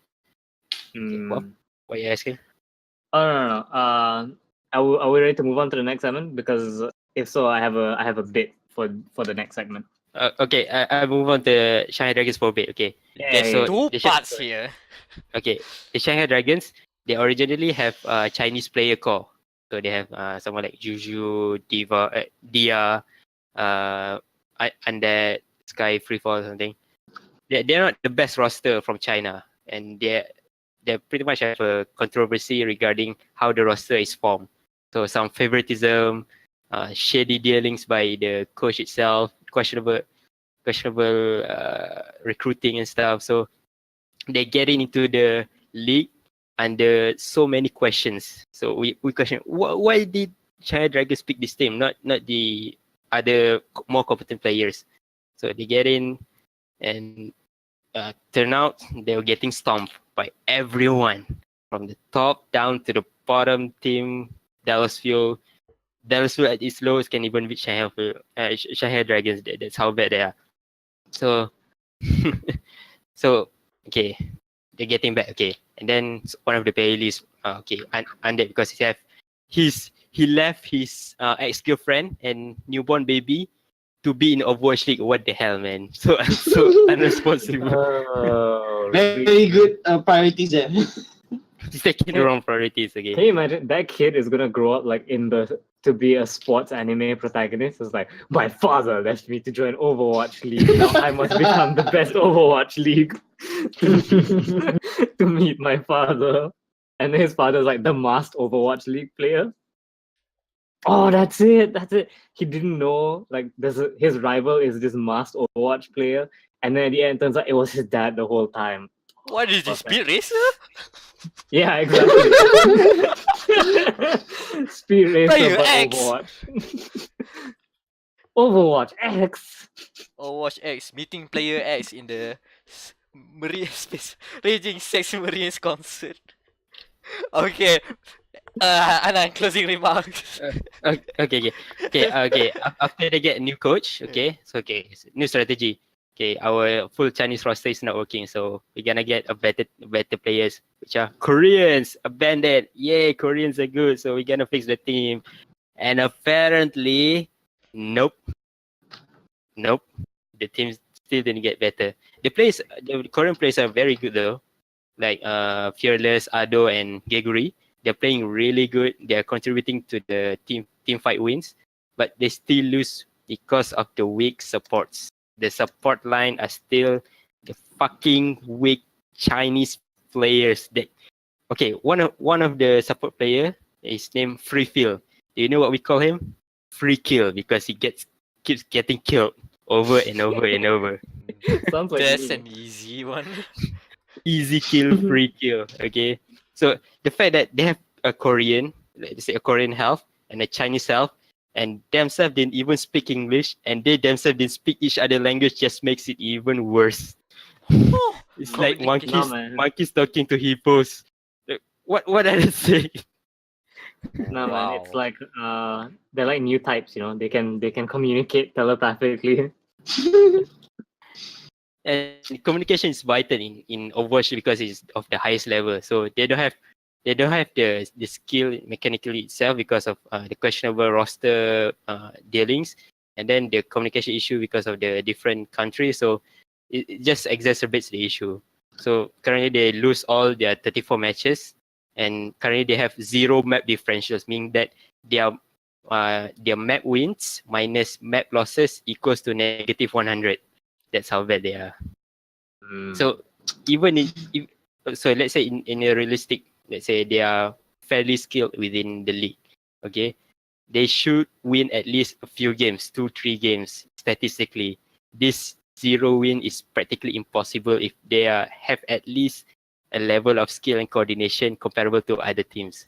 So the most fair solution is a full wipe of the roster and have a fresh Chinese core straight up. No taking in and out from Koreans from other countries also. Just making me frustrated to watch the league itself because okay, Shanghai Dragons versus I can skip this for 2 hours because I know they're gonna lose. Wow. Macam tu je. Wait, I have a question about Overwatch League though. Are there any teams that are really good when it's low stakes and really shit when it's high stakes? Shit when high stakes, good in low stakes. Yeah. I guess the mid tier is kind of that. Because in a lot of podcasts I listen to, they talk about the Pittsburgh Steelers are that like they're good at matches they shouldn't be winning, but then they fuck up the Super Bowl every single time. I think I can relate to that. I think this team, Philadelphia Fusion is probably one of the team that fits this narrative of their performance, and Boston Uprising. So Boston Uprising and Philadelphia Fusion probably fits. So that's the thing. Shanghai Dragons, they have probably the biggest fan base in the world. Shanghai Dragons, the Shanghai lowest team. Dragons is a cool name. Shanghai Dragons, yeah, red team, and the Chinese love them, and a lot of people love their personality, like Gregory. Yeah, I hear the name Gregory a lot. Gregory, she's the female player. Yeah, they have good personality and good image.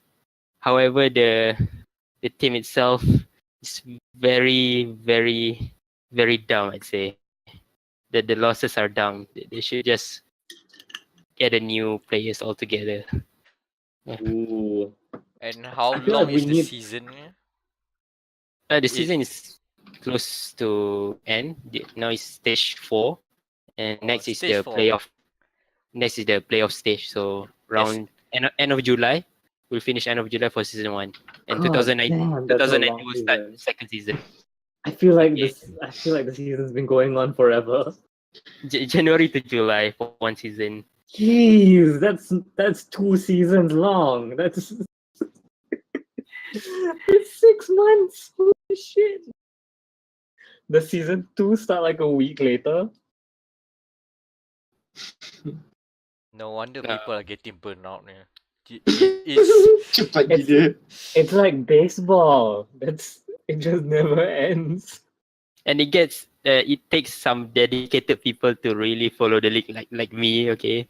To I know, really that's why we have Anan's Overwatch League corner, so that none of us have to follow it. yeah. Yeah. After week 1, I've given up. I cannot watch this. Too much Overwatch for me. I watch it every week. Uh, It's pretty much my lifestyle game now. Overwatch. I don't play much, but I love to watch it. I love to watch the strategy, the execution of these plays, rather than playing within the ladder itself, which is fucking toxic. So I rarely touch it. Okay, Overwatch so comp is like, no. no. Like, nope. What if we Nope. had Overwatch but made it not fun? That's what Overwatch comp is.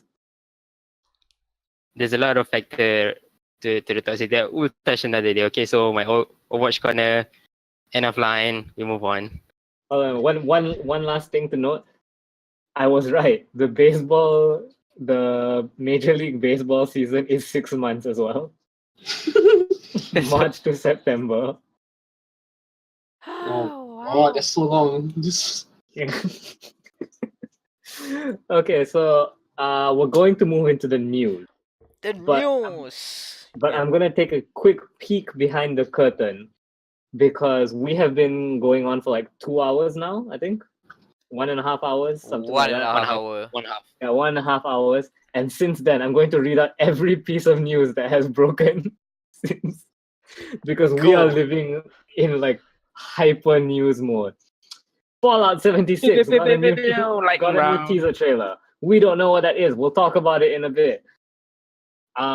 Team Sonic Racing was leaked by Walmart, and then confirmed by Sega. So we have a teaser trailer for that, for the best thing ever.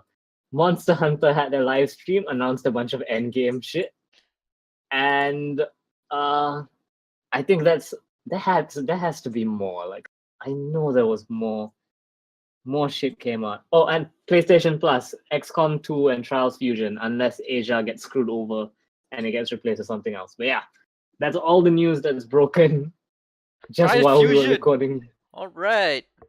Welcome to the future, man machine the fusion. All right. So 1 hour and a half, and we still have news to go. And This will be a long one. Probably, I don't know if we need to separate this into 2 different episodes. We might do something. But let's go to the news now. One of the biggest announcements the past 2 weeks is the 2 biggest AAA FPS games. PUBG and Fortnite. No. Hey, why is that not in the docket? Why is not? Yeah, that why in the is that docket? not on the... Okay, That's okay, we'll... okay. Now we talk about that first. Sure. Okay, that one. it's our weekly fuck the PUBG devs corner. No, it's the other way around. Okay, PUBG versus Fortnite. Go. So, you may remember a few months ago, PUBG devs threatened to sue Fortnite for stealing their idea, air quotes, stealing their idea. And they've done it. They've begun the suing process. Did they win? No, they just started. Yeah, just started, yeah. It's like the game has just started. There's no match hasn't been decided yet. I'm Yeah, going but- to be... You all know that this is a bad idea, right? Oh yeah, Because- this is a horrible idea. This is going to go like, I can't think of any judge that's going to be like, The fact that PUBG is built on Unreal Engine is even worse. They are fighting their engine maker. Yeah, Epic can just take away their license and they can't even sell the game anymore. Yeah, exactly. They can just revoke the license and be like, yeah, tough nuts. Have fun making this on Unity, you idiots. Have fun actually having to hire 3D modelers for a change. It's weird that they are only starting the suing process because Fortnite is gearing up to launch in Asia proper. As in, Oh They want to launch Android, in right? Korea. because Fortnite has not been available around Asia. Though again, as we talk about in Onrush, just download an R2 account and download the game for free, and anyone can play. But still, where they just Fortnite just started to launch in China, and they are now moving into Korea. And once they are in Korea, where the PUBG Corp, the blue hole, home territory, they are so basically Fortnite is just coming into the market. So probably they are, from what I am seeing, is they are leveraging that Fortnite is just coming into the Korean market as a leverage to say that, oh, we are here first, we are the originators. But still, it will be stupid if they won. That would have worked like 20 years ago. Yes. Yeah, like that legal strategy would have worked 20 years ago. But South Korea, technically, their policies are 20 years ago. Maybe there's some aspect of South Korean law. Hashtag, you know the election problems, the scandals, etc. Yeah, I feel like I'm reading a BBC article on this because maybe the BBC knows more about South Korean law than we do. They don't. But yeah, this just sounds like a horrible idea. Like, PUBG has more to lose from this than to win. Like, they've already lost the PR war. The only people who like PUBG are like hardcore PUBG fanatics who have a frying pan tattooed on their shoulder. Or the crazy fanatics. While carrying a frying pan. Yeah, exactly. And like, now they're going to first off, if they lose the lawsuit, they're gonna have to pay money to Fortnite, which is gonna be deliciously ironic. And secondly, if Epic Games really wanted to be a shit, they could just be like, yeah, and we're taking your license for Unreal too for this stupid shit. Now I just remember one more stupid, interesting, we say predicament they will be landing because of this lawsuit, because both Epic Games and PUBG Corp have both of these companies. Tencent has a share. The mega Chinese corporation that is Tencent has a share in both companies. So basically, this is just like two siblings quarreling with each other. And the dad be like, do whatever you want. I just want to watch this. The little brother is asking, I want this. I don't want no hand-me-down. No hand-me-down for you. Then you shouldn't have made an asset flip game. Oh god. You know the worst part about this is like I had never seen Fortnite before all this drama started. But because I watched like all the news coverage, they show footage of Fortnite and I'm like, holy shit, this looks like a really nice game. Like this whole lawsuit has been more of an advertisement for Fortnite than PUBG. PUBG fail. Yeah, like holy shit, PlayerUnknown, like I have seen your gameplay. It's not a bad game. Just don't stop crying about this. Focus on your efforts in making the game polished, and then if you need to do some suing, then do it. But no, just make the game good. Yeah, sure, it's already 1.0. It still looks like early access. But yeah, it's very buggy. It's very, very buggy. Looks pretty bad. Listen, unless you have Disney money, you have no power to be going around suing anyone. They have Unless they're running out of money, that's why they are suing them. But they have Why would you Tencent do that? money. Because They have if you Tencent lose- money. If you lose, then you owe even more money, and then PUBG risks shutting down altogether. Good timeline. This is the good timeline is if Fortnite wins and all the articles say winner winner chicken dinner. Fortnite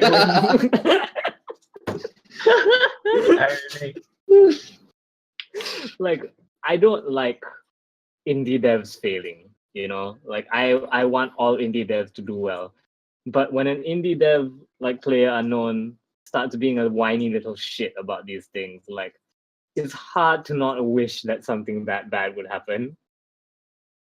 Like me, I don't want your game to be delisted, but I do want something bad. And that's me giving up my journalistic impartiality.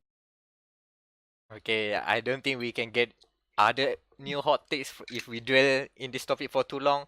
So why not we just leap ahead? Probably Yeah. do we want to talk about Black Ops and Battlefield? Anyone wanted to talk about it? Yeah. I have Okay, Yeah, something sure, why not? to Boleh lah. discuss with you guys about Battlefield 5. okay, quick. Okay, so we see female soldiers, right? In the game. Sexist. Oh my On god. point! On point. Already sexist Just Okay, say yeah. woman. It misfired, you know. It's the trigger is too sensitive. I just tweak that. Dude. Trigger discipline, please. Man, No. that audio exploded, man. I need to do something. Boss. No. Okay. We see female soldiers. Okay, I'm okay with female soldiers. Within any game. Okay, but it looks to me like they're putting female soldiers just for the sake of it, for pandering or something. I don't know. It's like I'm okay with it, but it's not something compulsory. I'd say it's like something arbitrary you put in. I don't know. What do you guys say about it? Yeah, my only problem, man, with DICE is because that they don't want to say that this is alternate universe. Basically, if they say that, then I understand. Oh, okay, that means That's why the girl has Yeah. mechanical arms and all. But they said no, this is the most realistic depiction of World War II. Macam, what are you talking about? I feel like I would have been excited for it if it was alternate universe. It's like, hey, this is like Dishonored Battlefield. Then I would have been like, yeah, that's cool. You know, instead, and they're like, oh, we're telling a World War II story you've never seen before. Are you sure? Because there've been a lot of World War II stories. Like They're chasing the shit. realism narrative for the sake of it, with that, and for at the same time they want to pander to certain communities which are very polarizing and Other not side. really helping this issue at all. Like, if you put it on alternate universe, everyone except everyone happy, I'm happy too. But it's just they refuse to acknowledge the fact that they are they want to address two different things that sort of contradict each other, and I have no problem. I have no problem with the lady in the game. Like, for once, I can tell which Battlefield is Battlefield 5 because it's like, hey, this is the only one without a soldier man on it. Also, cyborg steampunk soldier lady looks freaking badass, and that's awesome. Like, come on, like dice. Just say it is alternate universe, and people will just 100% agree. People have no problem with it. You don't have to explain one thing or another and contradicting yourself during one session. Nope. I'm much like that the game is very robust. So I'm like, you can destroy houses with your tank. That's interesting, but it's shooting themselves in the foot. I feel like they are shooting themselves in the foot because they keep going between. They keep alternating between. We want this game to be like fun, and we want this game to be realistic. Like, you cannot have both. You must pick one of these. And I would much rather you pick the insane option. Like, we had the death train in we had the was it Battlefield 1, was it, that had the death train? No, that's World War 2. The COD World War 2, yeah. Oh, COD World War 2. Death Train. Yeah. Death Train, man. That's a great name. Just saying, maybe we should do more stupid stuff with that. All I have to say about the Battlefield 5 issue is that they are overcompensating. Because remember when the Battlefront 2 loot box fiasco happened, they were very adamant to be true to the canon of Star Wars, to the point that one of the CFO mentioned that nobody wanted to play as a pink Darth Vader. And people laugh because we probably wanted the pink Darth Vader. And I see that they are going that route with it, saying again, people like customization, so let's just do things. Let's put woman, let's put mechanical arms, because why not? People don't care in a Battlefield game where a Battlefield game that outside of Battlefield 2142, most of them have been very focused on being a realistic depiction of war. Quote unquote realistic. To a certain degree, but people always see Battlefield as the more quote unquote realistic compared to Call of Duty. That's the easy thing. So when they see this kind of it's too much for the common Battlefield fans. So yeah, if they say that this is not a realistic depiction, they are saying this is alternate universe. Fine. Ultimate universe with a realistic taste. Can't really say that. I think it is a manageable issue. Okay, so that's Battlefield. Anything else? Call of Duty. Call of Duty. Let's just go quick. Boots There's on no the story ground. mode. No story mode. Boots on the ground. Battle Royale. They say what the biggest map they ever done. I feel like COD having a Battle Royale mode is kind of like an insult to COD, because we had Battle Royale modes before. We just called them death matches. Yeah. Yeah. They're just 100-player deathmatch, essentially. No, but this time they have vehicles. Oh yeah, Call, vehicles. Call and of Duty bikes don't have running. vehicles. Yeah, I know, but I'm saying like just in general, like the idea of FPS having a battle royale mode, all FPSs have battle royale modes because they're called deathmatch mode. Like Doom Like- 3 had a literal like King of the Hill mode, Last Man Standing, yeah, where it was a battle royale essentially. Because Doom 3 was an arena shooter, so you had to actually go find weapons stuff. Probably we shouldn't say that one because PlayerUnknown might be going there as well. Yeah, They've been try doing it the Doom. lawyers. Super lah. They swing Try our suing Doom. ass. I dare you. I double dare you. Sue Doom. Say Doom stole your idea. Try it. The fucking grandfather of FPSs. You try suing that guy, saying he stole your idea. I will watch. I will watch you file for bankruptcy, PlayerUnknown. Holy shit! Just fucking try me, bro. What else has happened? I feel like I have missed all the COD news. No And one. besides the battle royale, there's the the multiplayer. They are just fixing it and zombies. It's the normal fare, No, but without the story. the big thing is the boots on the ground gameplay. So they are tracking back from Black Ops 3 where you get a lot of the jackpacking, the wall running stuff. So the from what I've heard, the setting of the game is basically between Black Ops 2 and Black Ops 3. So they can afford to say, oh, we can have both the Black Ops 3 specialists, basically character classes, and still don't have all those character classes go and jumping in and do jetpacks and stuff like that or run. So it's a more traditional Call of Duty experience.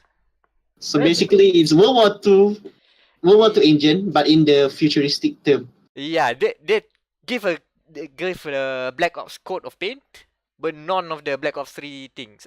Very weird gameplay where, yeah, every year the gameplay keeps on changing, but this time they are going that way. The best thing is in the live stream, if you guys watch the reveal live stream, the way they reveal it is really, really, it's interesting because they basically like throwing out of the window of whatever Black Ops 3 have done. Do we want wall running? No. Do we have wall running? No. Basically, Guns they in know the it's a air? mistake. Yes.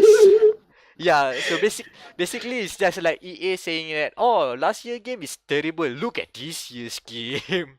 They are throwing whatever they did under the bus just to promote this. It's weird. Wait. They made the whole "do we want shit" thing. What? Yeah. So basically there's the screen there when the guy says do you want wall running? And then everyone says no, and then the screen goes no, and everybody cheer, yeah! That's really sad. Yeah. No, imagine That's- that the next few years people say want wall running back. Do we want wall running? Yes, yeah. Look, wall running isn't so bad because Titanfall has wall running. I still think Titanfall is like one of the best FPSs. Yeah, it's not bad. But Call of Duty fans, Yeah, I they know. have COD fans they are- have rotating tastes. Not Yeah. not a specific taste, but rotating. Because hey, like 5 years in time, probably wall running is back in fashion. People want wall running again. Another Mhm, 5 years, mhm. people hated wall running, and then people keep on bashing wall running. It's cyclic. Yep. Uh, Okay, so that's Black Ops 4. I mean, honestly, both And games look cool. So if you are the fan of both series, check it out. It should be okay. It should be a good game. Okay. I will continue to praise Battlefield 5 just to piss people off. 'Cause it's so easy. I saw this tweet the other day because someone was like, "Oh, everyone knows there were no women in World War II," and this lady like tweeted back like, my grandma says fuck you," or something like that. Good material. And speaking of good Mhm. material, Acer, our good friends at Acer, had a live stream basically revealing basically revealing a ton of new products, including their top of the line Predator gaming series. So It almost sounds like an ad. Yeah, it's an ad. Basically an ad right now. I mean, full disclosure, Acer did butter us up because when they announced that live stream, they even We sent are a pack buttery of boys. goodies. So full disclosure, Acer Malaysia is really buttering up us. And but we are entitled of our opinion of what the product is. So the first thing that is very, very, very interesting is the Predator Helios 300 Special Edition. Mhm. What is interesting about this gaming laptop? It's not It's black. white. It's It's white. white. Ilham, It's Ilham it's has come white. alive Woo! just for It's this. collection. Yeah, I came for this only. So Okay. can I talk about it? Yes. No, Anan, tell us what you think about this. I'll give to Irham for this. Mm. It's the stage.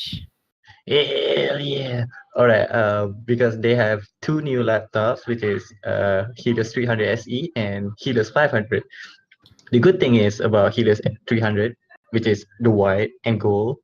So, but the problem is, I heard that the rumor saying the color is limited edition, so you can get it till September. I think it's till September. Oh, special Something edition, right?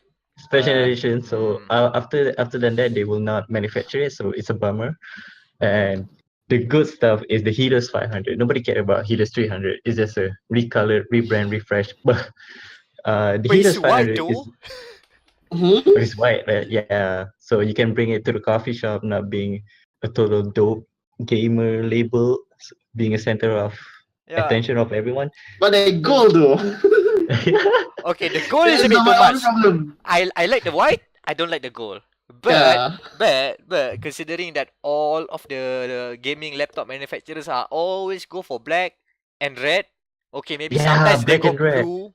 I think Omen is going green. But most of them are black and red, black and red, black and red. It's This like is a good step. disgusting. This is a good You, step. you Gamers know what have I want? yeah. I want Yeah. a gamer laptop in the colors of the bisexual pride flag. That's what I want. Bruh, your Mac user, shut the fuck up. No, Bro. I'm serious. I seriously want one in bisexual pride flag color. Fucking do it. Game devs, get on this. Wait. Since Put Acer cover is price like our stickers on sugar your laptop. daddy, you can use vinyl wrap to make it bling bling bling. Okay, Okay, we 500. digress a lot. Oh, Helios 500, we see that it's a i9 laptop, Good God. 8950HK, which means it's a non-overclockable CPU, but you can overclock the GPU. Wait. They put an i9 in a laptop. Yes, A yeah, 7-inch it's Crazy. laptop. crazy. It's It's a crazy. Absolute crazy. mad lad. Absolute mad lad. These I guys. know, right? You know This what thing is happened when they huge, put man. Ryzen in a laptop? It's heating up. You can literally cook sausage in there. But apart from the price and the specs, just look at the designs, the color. We just say that it's not black and red, it's blue, black and blue. Oh, it just hits me really good. This time around, we see that the model is really new.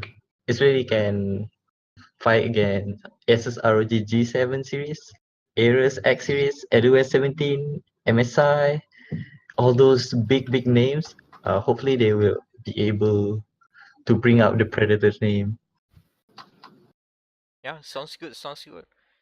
Just a Also, question. When's oh, the Nvidia cards, the new Nvidia cards, the one something something? it, Any word on that? 1180. Yeah, Q2. 11. No. They say that the new architecture sample is going out this summer, but it doesn't say anything about manufacturing. So we're gonna stick with Uh, 1080 right now. So Her expect new Nvidia stuff. I'd next say year. Q1 2019, oh, it's next Q2 year. All right, latest. gotcha. But So, maybe expect some engineering samples for Q3, Q4, or 1180. maybe H2 of this year, second half this year to go to testers. all right. Or So, just wait during Taiwan thing. Yeah. mm, so the 10 series are still relevant. All right, all right. So I'll wait for next year until I find a new laptop Please, baby, The waiting hold on game. just one more year, please. Us Acer Daddy for I Acer mommy. Acer Mommy. Mama Acer. Wait, I still remember. Okay, the 900 series they launched near the end of 2014. So earliest for the new Nvidia stuff will be, I'd say October or November this year. I said the earliest if they even launch it late this year. Speaking of NVIDIA, they released a 1053 gigs. What's up with that? Okay. I think I have explanation for this. Okay, so they make their chips. Okay, and some of them have bad yields. Means that this chip have defect, and so they want to move all these bad yields or from the inventory. They repackage it as a new thing altogether, sell it to unsuspecting consumers. I know Nvidia. Oh. Shit. Yoink. This thing does not deserve 1050 Ti, but okay, we can package it as a new 1050. Just make 3 same gig. name. 3 gig or something. Wow. Wow. Wow. This shit Nvidia do. I guess that's all from Acer. Boom. Alright. Thank you, Iram, for the live reporting. Live We- reporting. He's we- not like, is he holding the laptop right now? Is he like, I wish I Just have. Like, checking please. I want to hold this thing. I want to hug. I want to sleep with it. Sure. No. I take it back. I want to review it inside. Okay. Moving on. The problem is that if you think that is creepy, well, the next topic and should be the closing topic for this episode can be a bit Oh, yeah, man, creepy this as is- well. I No, shall just- return when there's a new laptop coming. Boom. what? I'm I not didn't- off for words. I don't know. I just didn't hear a single word of that. Like I just heard something boom boom. Boom. Boom. Boom, boom. Oh, goddamn. God damn. Okay, so yeah, next topic. We're talking visual novel Holocaust. Air quotes. So Oh, it's echoes. Oh, hold on. I don't know. I mean, like, it's an injustice, but maybe we shouldn't be calling it the Holocaust because the Holocaust is a serious thing. That's just what one of the devs called it. I can't remember which dev it was. Honey Pop, I think. Yeah, probably. They're weird like that. So basically, Steam, open market for video games. You can have all kinds of great games, such as Shower with Your Dad Simulator and Good pick. Genital Jousting. Also a good pick. However, this week, Steam did declare no more animateddies. And so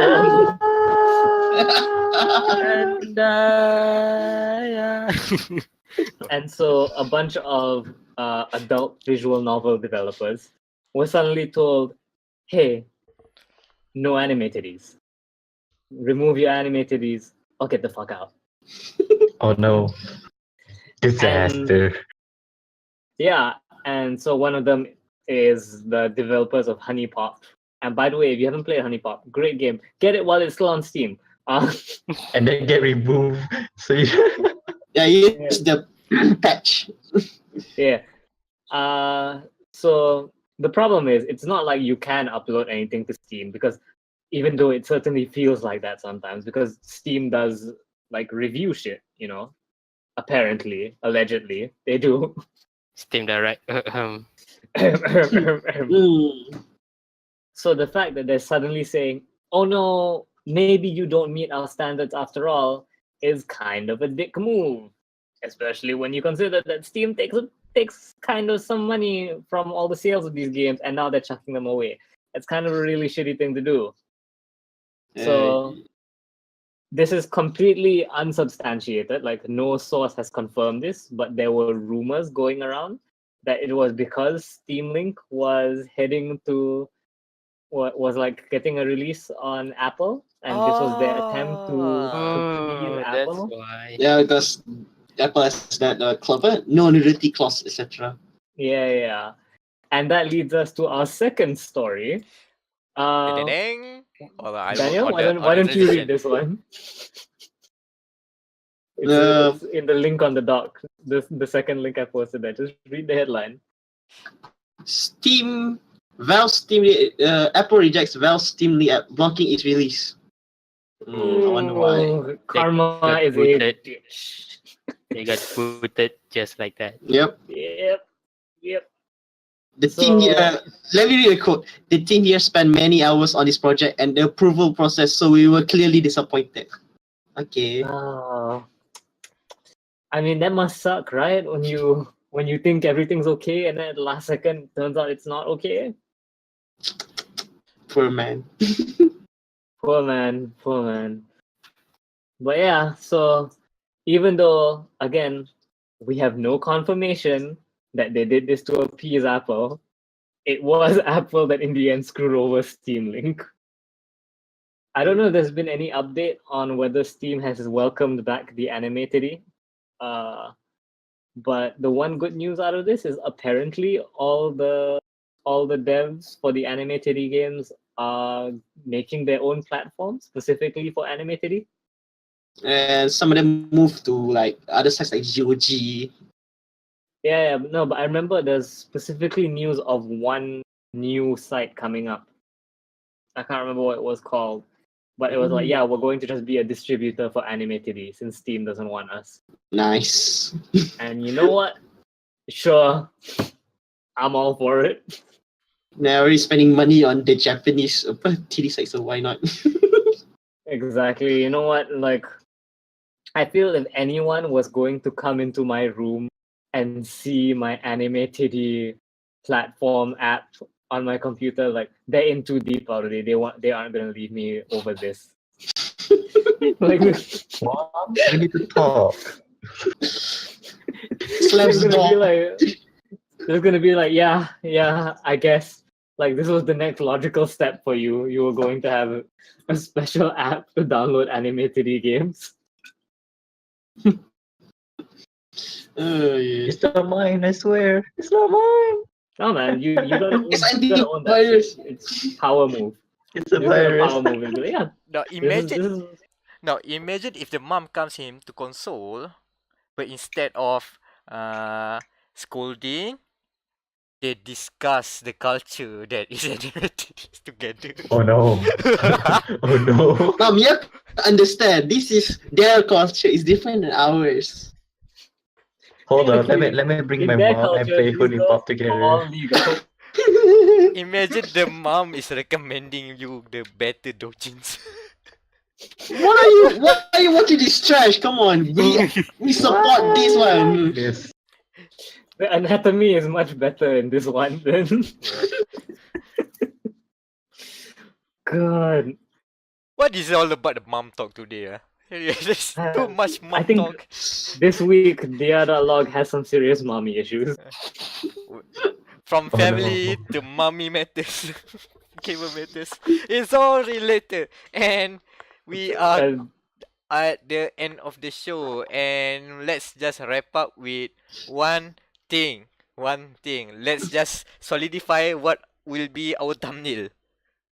We've yes, discussed the Raging Sex Marines will be there. yes, Mhm. yes. Mm-hmm. An imperial knight with a mullet. Yeah, that's. And what was that? Um, Player X will be there. Yeah, player. However, we decide to make player X look. Yeah, Player X and some sort of mom should be there. Oh, there. Put Just put Lotus. space mom. Put Yeah, Lotus. put Just put Lotus. Space Mom, alright, okay. right. Straight up, go space mom. Yeah. Well, Just in the center, and then you just edit things around something. man, featuring the featuring featuring a musical appearance, musical guest. That's what the word Yeah, I'm looking at. music. Featuring musical guest, The there's Raging Raging Sex Sex Marines down there in the small corner there. So it's basically a show called Speed Player with a player X and Space Mom consoling about the taste of anime.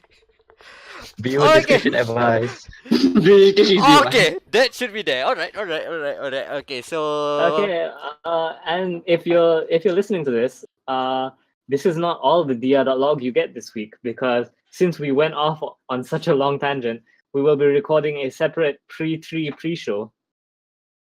yeah, that's Uh, pre-E3 show.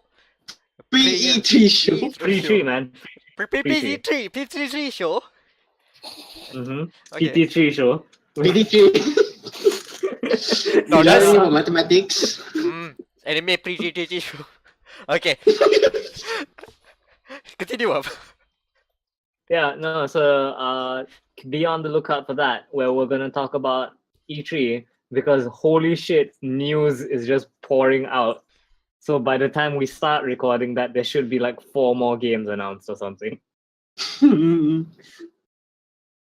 Yeah, and there you go. This is the end of dia.log the Gamer Matters podcast episode 7. Again, let's just quickly chill, starting from Wam.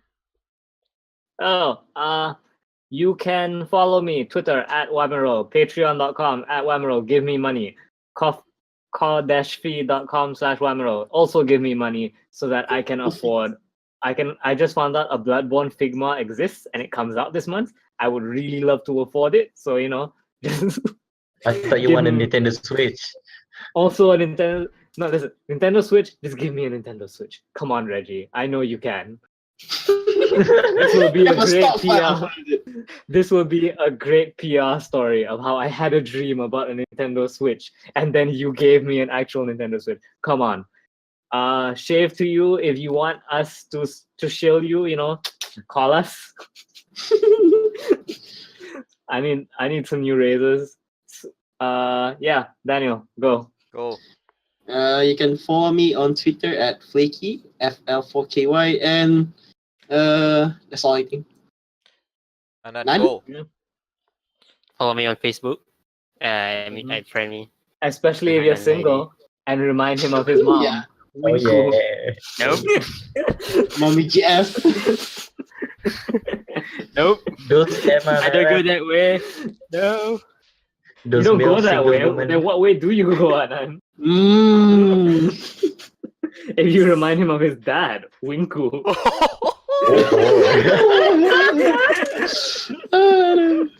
And last but not least, Irham. Oh, wait. Push to talk. Oh. I His push to talk. debut. Please consider it. Follow me on every social media. You can Google my name, Naga Senpai. On Google, is the first one in the list. Boom, you can find everything there. And that's Nugget Senpai. And last but not least, Grinder.com/Nugget Senpai. Yeah, subscribe. Give me money. he's not denying it. Okay, that's an interesting move. Last but not least, this is the second time I say this. You can find your host Amirul Mekronos Ashraf Mekronos Meckronos everywhere, but mostly find me on Twitter. And this has been dia.log the Gamer Matters podcast. Thank you for listening, and have a good day. Yeah. I Shalom. Touch that. Oh, we